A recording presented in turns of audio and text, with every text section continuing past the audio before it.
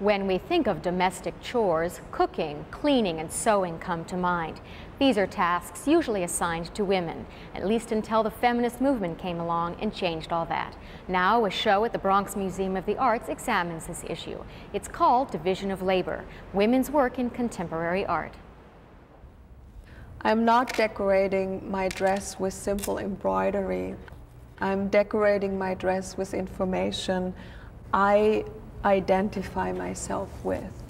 Artist Regina Frank sits resplendent in her red silk gown, sewing beads in circles around its hem, the picture of femininity. But at the same time, she's also connected to the internet via her portable laptop, hardware that's quintessentially masculine.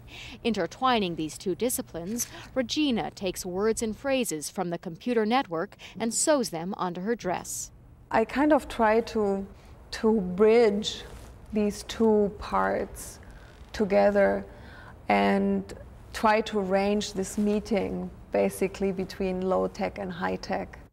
Regina's performance piece, called Hermes Mistress, is one of more than 50 artworks on display. The exhibition, featuring both female and male artists from the 1970s to the present day, examines the changing nature of women's work. Much of the art makes use of typically female crafts, like quilting or crocheting, to comment on the restricted role of women in the past and to expand that role for the future.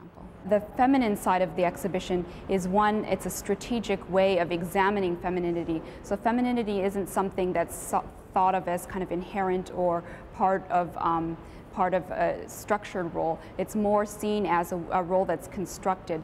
Gender stereotypes are just simply, they're abstract constructions. They don't really exist.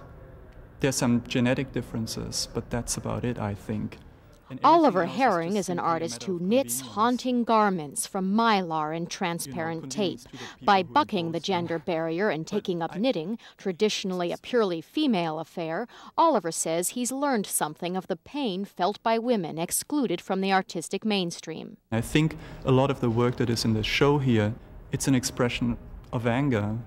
Although these works look so humble, but I think if you look into them, I think you find a lot of that frustration in there. It's sort of in these tiny little stitches.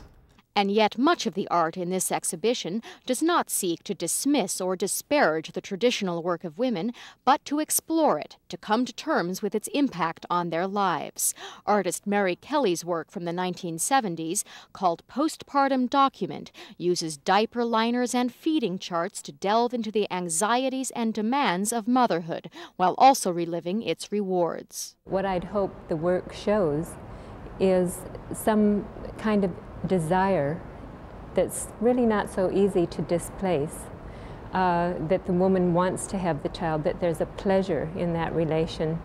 But that doesn't mean to say that it should be taken as natural and expedient and serve the division of labor. Division of Labor: Women's Work in Contemporary Art will be on view at the Bronx Museum of the Arts